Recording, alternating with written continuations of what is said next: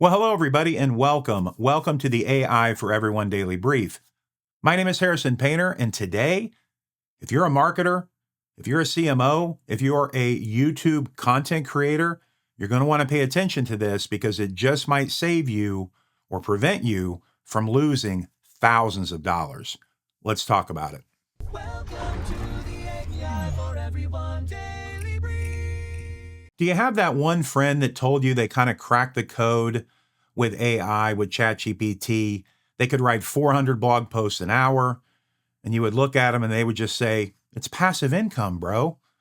Well, YouTube just put that business model in the graveyard. And thanks to a group called Think Media, who have an amazing YouTube channel, this is where I got the story from. I want to give them full credit. I've learned so much from Think Media. If you're not subscribed to them, please absolutely do it. I would not have this nice a setup and audio and video and everything without their wisdom, without their tutorials, without their reviews and all that kind of thing. So they are typically at the cutting edge of all things podcasting and YouTube. And in this case, it's no different. YouTube is in the middle of its biggest demonetization sweep that it's ever had in its entire history. And they're not hitting controversial topics with this one. This is much different than in 2020 when we were talking about a lot of the censorship and things going on. This is not even about copyright violation in content. This is truly addressing what many of us have coined AI slop. So the channels that are faceless, that are kind of creating lower quality AI generated content, maybe the channel is pushing out the same thing over and over, but for whatever reason, these channels do get a lot of views. And I have some theories behind that, but at the end of the day, YouTube is smart. They've caught on to it. They want to make sure that they keep a certain quality level there.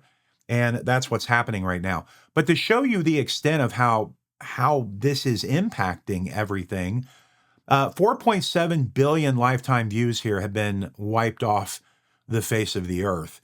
It's impacted 35 million subscribers, and it's already impacted 10 million of estimated annual revenue that is going to be lost because of this sweep. So this is a very big deal. Now, the platform has deployed these AI scanning systems, so it's kind of funny, AI detecting AI. But they do say they have human reviewers that are identifying these channels, and they're calling it, and I want to make sure I get all this right, inauthentic and mass-produced content. The results have been pretty brutal here, as you can see.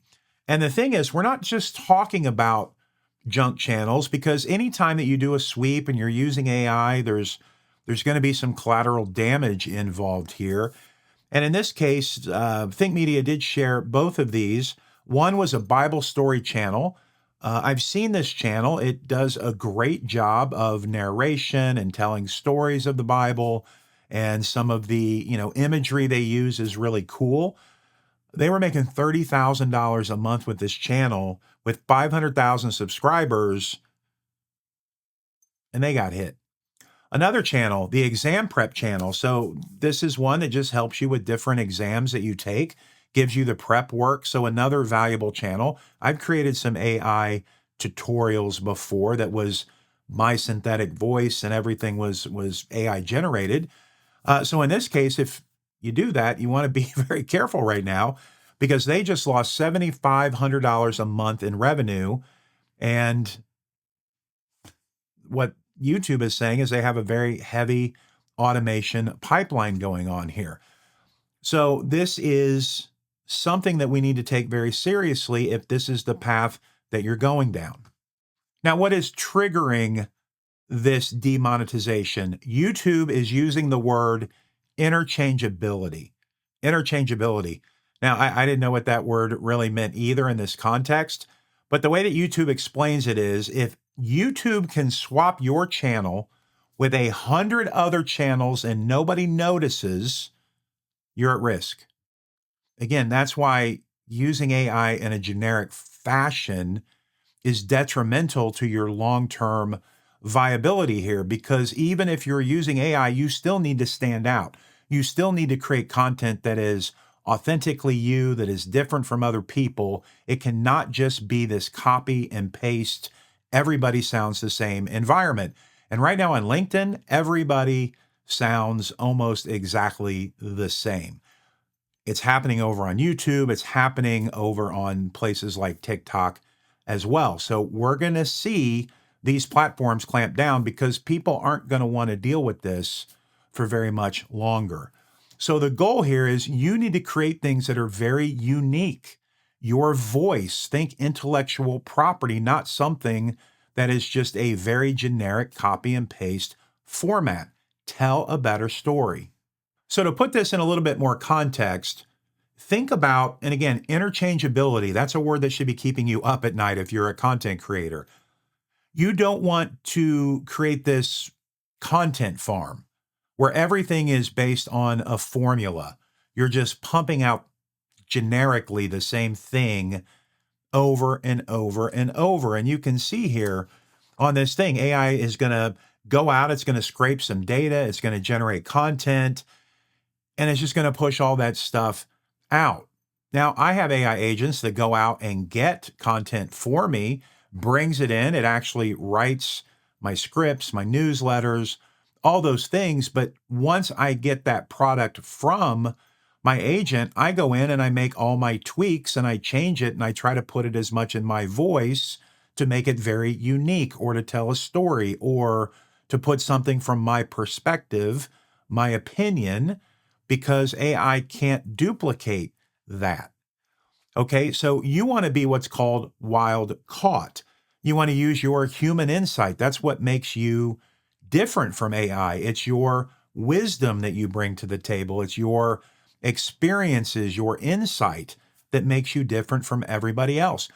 I don't consider myself to have competition because nobody can be me. Nobody can be you. Nobody can compete with that. They might be able to compete with your products, your services, all those things, but they can't compete with who you are and what you personally bring to the table. So if you are using human insight, if you are using your unique experiences, then that is basically intellectual property that nobody else has. And here are the 7 things I really want you to look out for, to think about when you're creating your videos, your content, whatever that is. Because look, I know it's easier when you create a formula. I try to keep within a certain formula of what I create here. But if you're doing these 7 deadly patterns of automation, the odds of you lasting very much longer are very slim. And I don't want to see that happen to you. So it is using the same structure, the same pacing, the same cadence, the same emotional arc, the same visuals, the same voice, and by voice, synthetic voice, and the same storytelling logic.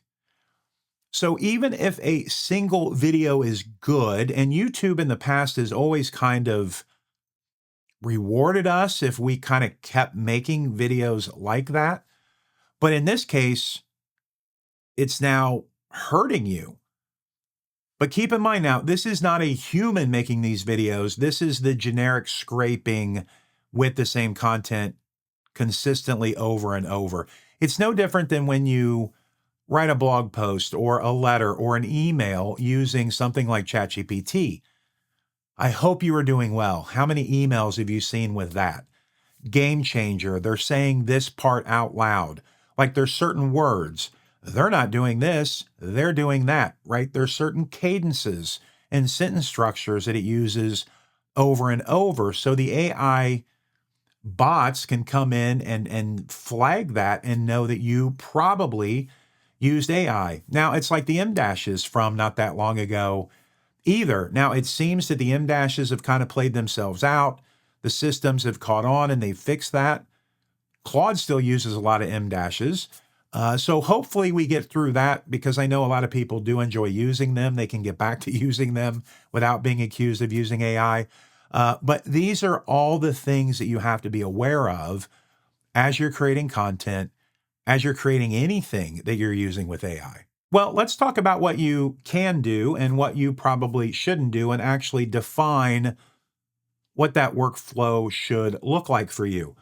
So in this case, the new rules of engagement when you are creating especially video type content, that is this: AI assisted editing is a go.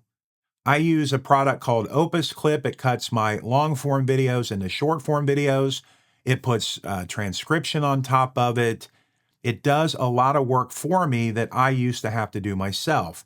Now, it'll generically kind of create all of these, but many times I have to go in and kind of edit the cuts or the things that they do. I typically don't just use them all the way that it did it. So I just use it as my assistant to save time. In script writing and things like that, look, I have scripts, I have things that I used AI to help me with, but I'm always putting my own spin on it, my own opinion. I'm using this more as bullet points. And that takes me to number 2 here, the human commentary and the interpretation. Just because I have a script here, don't read this letter for letter, word for word. Use it again as bullet points and put your own opinion, your own passion, your own emotion into whatever it is that you're creating, and make sure that it is authentically you and not some robotic type of thing that you're reading in a teleprompter. People are going to see right through that over time. Again, you might get away with some of this stuff for a short period of time, but people are smart and eventually they'll figure that out. Number 3 here, creative transformation. Don't rely on AI to be your full creative. It's here to amplify what you're creating. It's here to make what you're creating better. Don't lean on it as a replacement for your creativity. Make sure that it's just transforming what you're already creating. And I'm telling you, you have all of that in you. You're an expert in something, or you're passionate about making the video on the topic that you're making it on. You're passionate about your company, your product, your people, whatever that is, it's going to come through. So again, put yourself into the creative mix. And number 4, limited automation without human judgment. Lazy folks will eventually get in a very bad situation. I see it all the time with email drip campaigns. I see it with automation when it comes to I used to do a lot of automation back in the Twitter days, and a few things got out that got me in some hot water. And the thing was, it had already gone out there. So by the time that somebody called me or I got the email or I found out about it, it was too late. It was already out there. Now, this was back in, say, 2012 or 13. You could somewhat wipe some things off the map back then, but this is 2026 now. Once something's out there, it's out there. It's very, very hard to change that. So what's disallowed? Fully automated pipelines. Please, for the love of everything that is holy, do not give these AI agents full autonomy over your marketing, over what you're pushing out, any of those things. Script recycling. We used to really spin scripts. We would write a blog post. We would spin it. We could put it in multiple different places. Just don't spend those. Just don't do that. We have all of this at our disposal now. You can create so much great content without rehashing and recycling everything that you do. Now, I'm not saying don't take your long form content, make it short form. I'm not saying don't take your video and turn it into a newsletter or blog post. I'm not saying that, but don't take that and just rehash it over and over and over. Create more content. That's the world we live in now. There really are not a lot of shortcuts in this game. Upload flooding. This is always a challenge too. How much should we post? I'm trying to do a video every day, and then I'm trying to release a handful of shorts every day. But it's finding that line. Am I spamming? Am I creating value? Are the algorithms going to penalize me? Are they going to reward me? It's an orchestra. It's a game. It's trying to figure all this stuff out. But you and I both know, if you're just creating 100 pieces of content for the sake of feeling like you're going to go viral and you're putting all that out there in 5 minutes, common sense should tell you that's probably not the best strategy. And lastly, mass-produced templates. I'm not saying, again, don't use templates. What I'm saying is just this one template that you use over and over and over in AI, you're going to get penalized for that. And let me go even a little deeper in this because I want to make sure that I get this point across so that you don't make this mistake. because the pipeline itself is a trap. Because remember, AI is being used to detect AI. So if you're using something like your concept, your script, your edit, your upload, and you're using AI with no intervention through all of these different steps, it leaves a digital footprint. AI can see that. It's a predictive model, so it can tell AI was used here, AI was used here, AI was used here, AI was used here. And if you're using that same system over and over, it's going to see that pattern.